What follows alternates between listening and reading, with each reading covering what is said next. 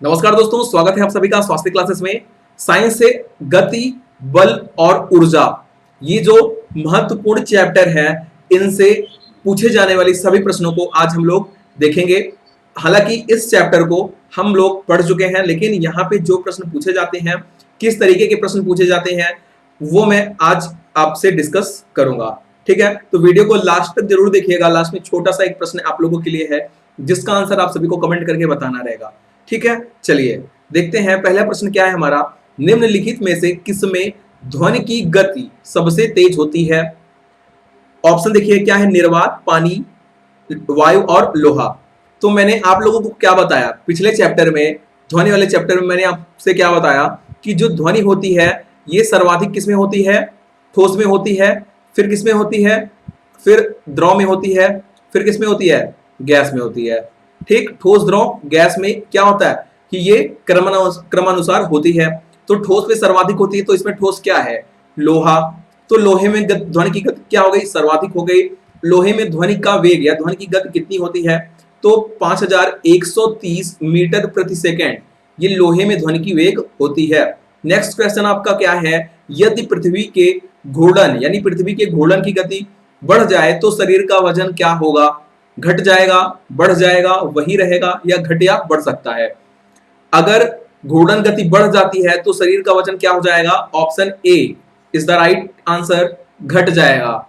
शरीर का वजन क्या होगा? घट जाएगा। नेक्स्ट क्या है आपका, न्यूटन का पहला नियम किसके रूप में जाना जाता है? घर्षण का नियम, जड़त्व का नियम, गति का नियम, या इनमें से कोई नहीं? ये सब प्रश्न सिलेक्टेड हैं आपसे किसी न किसी जो आपकी परीक्षा हुई है पिछले साल की, या अन्य राज्यों का जो टेट, सीटेट या सुपर टेट है, उसमें पूछे गए ये सब प्रश्न हैं। तो ध्यान से सभी लोगों को देना है। देखिए इसमें क्या हो जाएगा, जड़त्व का नियम, इनके नियम को कहते हैं फर्स्ट लॉ को, जो न्यूटन का फर्स्ट लॉ है। ये क्या है? न्यूटन का पहला नियम। इन्होंने क्या बताया, यदि कोई पिंड या कोई वस्तु है, अगर वह गति की अवस्था में है तो वो गति की अवस्था में रहेगी।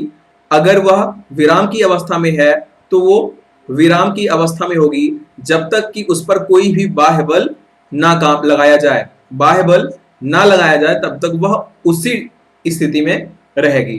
क्वेश्चन नंबर 4 देखिए क्या है, सूर्य का प्रकाश, जो सनलाइट होता है, सूर्य का प्रकाश होता है, यह पृथ्वी तक पहुंचने में कितना टाइम लेता है?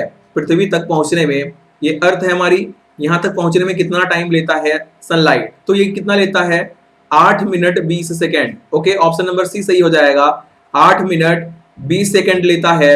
अगर आपसे बात की जाए, कभी प्रश्न पूछ लेता है कि सेकेंड में कितना सेकेंड लगता है लगभग, तो लगभग आप कह सकते हो, इसको 60 से मल्टीप्लाई कर दो, कितना आ जाएगा? लगभग 500 सेकेंड लगेगा।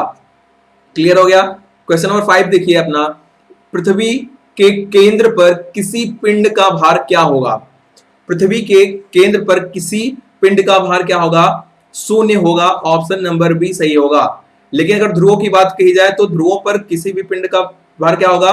वो सर्वाधिक होगा, क्योंकि क्या होता है, ध्रुवों पर जो जी का मान होता है वो अधिकतम होता है या सर्वाधिक होता है, इसीलिए भार भी क्या होगा? सर्वाधिक होगा। और केंद्र पर क्या होता है? केंद्र पर जी का मान शून्य होता है।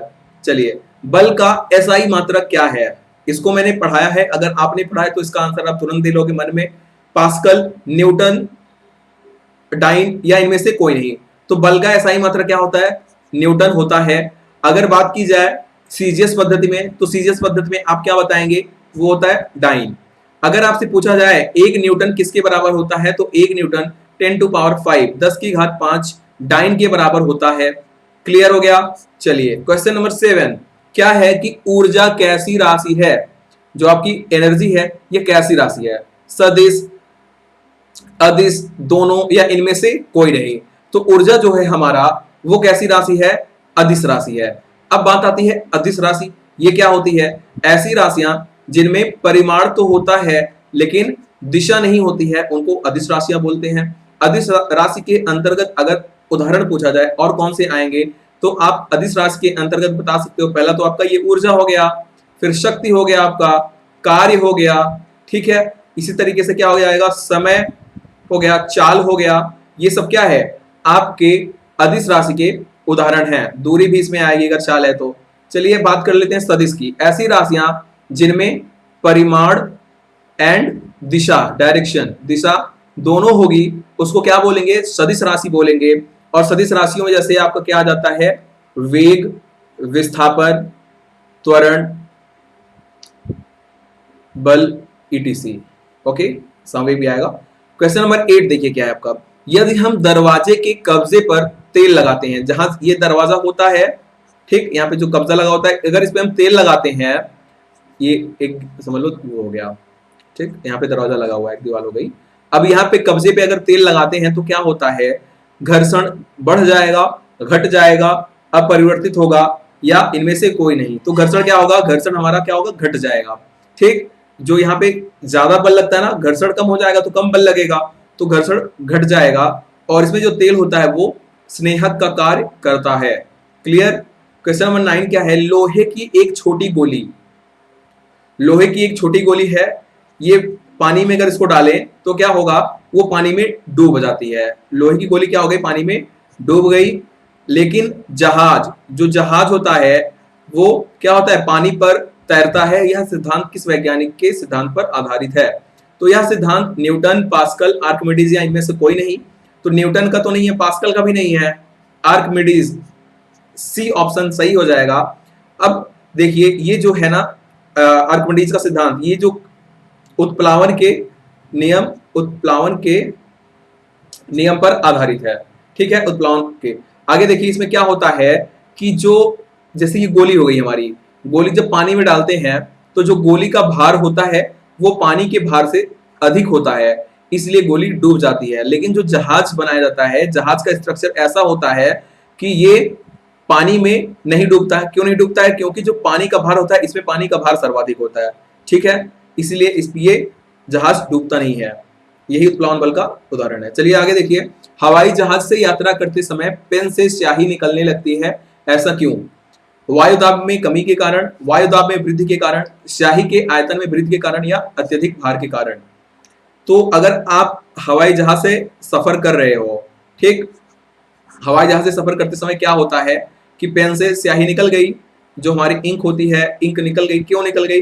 क्योंकि ऊपर जैसे जाएंगे दाब की कमी होगी, ठीक है, तो वायु दाब में कमी आएगी, तो वायु दाब में कमी के कारण सही हो जाएगा। लेकिन जो पेन का दाब है, पेन का दाब तो वही रहता है जो नीचे से हम लेके गए हैं।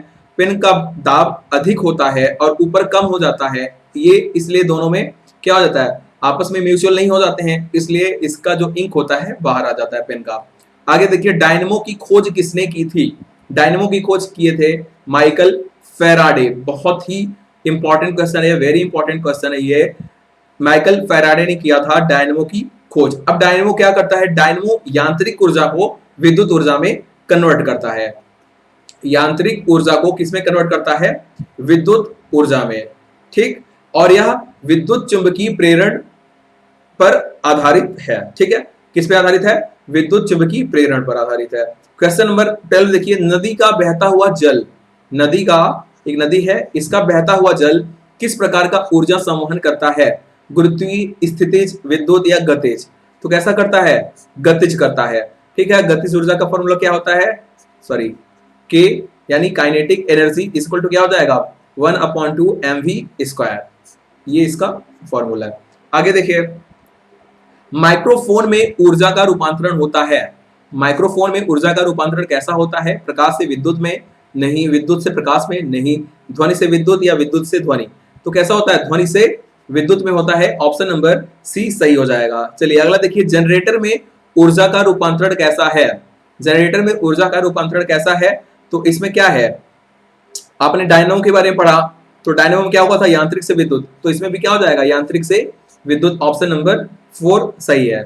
सूर्य पर किसी वस्तु का भार, सन पर किसी वस्तु का भार पृथ्वी की अपेक्षा कितना होता है? 26 गुना, 27 गुना, 28 गुना या 29 गुना? तो कितना होता है? 28 गुना होता है। ऑप्शन सी सही हो जाएगा।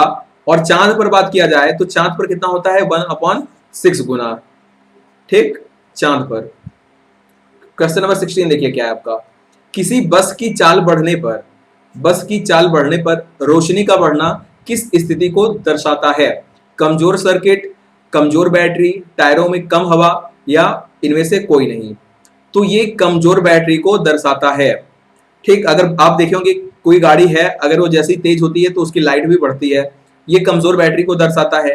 ठीक, अब लाइट तेज कैसे हो जाती है? जैसे ही बस चलती है, बैटरी तो कमजोर है, तो डायनमो से क्या होता है, करंट इसको अधिक मिलने लगता है, डायनमो से करंट अधिक मिलने लगता है, इसके लिए लाइट उसकी तेज हो जाती है। क्वेश्चन नंबर 17 देखिए, यदि एक गेंद है भूमि से h मीटर की ऊंचाई से, भूमि से, ये आपको भूमि है, h मीटर की ऊंचाई से मुक्त रूप से, यानी मुक्त मतलब एकदम फ्री होके, जीरो मानेंगे, जीरो गिरती है, तो ठीक जमीन में लगने से पहले, जमीन पर लगने से पहले उसका वेग क्या होगा? If g is equal to 10 metre per second. ध्यान से देखिए, यहां पे हम लोग क्या लगाएंगे? गति के तीसरे समीकरण से। ठीक, थर्ड इक्वेशन क्या है? v square is equal to u square plus 2gh। अब v की वैल्यू क्या है? हमको वेग क्या होगा, वेग पूछा है, तो v square is equal to ऐसे रहने देते हैं, u क्या बोल रहा है यहाँ पे? जीरो हो जाएगा, मुक्त रूप से गिरती है तो जीरो हो गया, प्लस 2, g की वैल्यू कितनी है? g की वैल्यू यहाँ पे कितनी है? 10 h की, h ही है, h ऊंचाई से गिरती है, तो 10 टू जा 20, v स्क्वायर इक्वल टू कितना आ गया? 20h। अब 20h हमारा कहाँ है? यहाँ है, लेकिन अंडर रूट में है, तो स्क्वायर को हटाएंगे तो स्क्वायर आके अंडर रूट में आ जाएगा 20h metre per second. Clear? Option number D, यानी क्वेश्चन नंबर 4, आंसर 4 यहाँ पे आपका सही हो जाएगा। चलिए अगला क्वेश्चन क्या है आपका, कि एक बल F vector is equal to 5i cap, यहाँ कैप रहेगा, प्लस 3j कैप न्यूटन। एक बल F vector 5i cap plus 3j cap newton एक वस्तु को 2i cap minus j cap metre विस्थापित कर देता है, तो कृत कार्य है 0, 12 जूल, 7 जूल या 13 जूल। तो हमने क्या पढ़ा है? F vector is equal to क्या होता है? सॉरी, यहाँ पे क्या रहेगा? कार्य पूछा है ना, तो कार्य बराबर क्या हो जाएगा? W इज इक्वल टू, हमने क्या पढ़ा है कि F डॉट D पढ़ा है ना, तो F की वैल्यू कितनी है? 5i cap plus 3j cap, ये F की वैल्यू है। डॉट D की वैल्यू कितनी है? 2i cap minus j cap. अब इसको क्या करना है? बस सिंप्लीफाई कर लेना है। 5 का पहले इसमें दोनों में होगा, मल्टीप्लाई करो, 5 टू जा 10, 10i cap j cap minus 5i cap j cap. Clear? आगे देखिए, 5 टू जा 10 i कैप और यहाँ पे i ही रहेगा, ठीक, माइनस 5i j। अब देखो यहाँ पे क्या हो जाएगा? प्लस 3 का, अब 3 का इसमें दोनों में करेंगे, 3 टू जा 6 j कैप i कैप। आगे देखिए फिर क्या हो जाएगा? यहाँ पे minus 3 j cap j cap. अब देखिए क्या होता है कि यहाँ पे i डॉट i, अगर i है तो इसका जो वैल्यू होगा वो क्या हो जाएगा? 1 हो जाएगा, ठीक, जो सेम वेक्टर होते हैं डायरेक्शन पे। आगे j पे क्या हो जाएगा? j डॉट j भी हो जाएगा क्या? 1। अगर लेकिन i डॉट j की बात करें तब इसकी वैल्यू 1 आएगी। i डॉट, ये कैप रहेगा यहाँ पे, i डॉट j हो गया, j डॉट i करेंगे उसकी वैल्यू कितनी आएगी? 1 आएगी, ठीक। यहाँ पे कितना हो जाएगा? i डॉट j है, तो i डॉट j के लिए क्या आ जाएगा? 1 है, तो 10 इंटू 1 माइनस 5ij है, यहाँ सॉरी क्या i है ना, तो ये क्या हो जाएगा? i रहेगा तो 1 आएगा, ij है तो इसकी वैल्यू कितनी आ जाएगी? 0, ये 0 रहेगा, सॉरी यहाँ पे ij की वैल्यू कितनी होती है? ये 0 रहेगा, जब सेम नहीं रहेगा तो सेम रहने पे i और 1 वही सेम होता है 1, तो 5 मल्टीप्लाई 0 प्लस 6 ji है, ji की वैल्यू कितनी होगी? 0 माइनस 3jj है, इसका मतलब क्या हो जाएगा? 1। अब 10 यहाँ बचा, यहाँ पे क्या आ गया? माइनस 0 प्लस 0 माइनस 3, 10 से 3 जाएगा, कितना आएगा? 7। अब वैल्यू कितनी आती है कार्य का? जूल कार्य का मतलब होता है, तो जूल में आ गया, तो 7 जूल कहाँ पे आ रहा है? 7 जूल आ गया, ये हमारा आंसर हो गया। क्लियर? चलिए क्वेश्चन नंबर ये हो गया 18। अब एक सवाल आप लोगों के लिए है, इसका आंसर आप सभी को कमेंट करके बताना होगा। 1 जूल कितने अर्ग के बराबर होते हैं? 10 टू पावर 7, 10 टू पावर 6 या 10 टू पावर 4 या 10 की पावर 2? सही आंसर आप लोगों को कमेंट करके बताना है। तो आज के लिए बस इतना ही। अगर वीडियो अच्छा लगा है तो वीडियो को लाइक जरूर कर दीजिएगा और शेयर जरूर कर दीजिएगा। बहुत बहुत धन्यवाद। जय हिंद।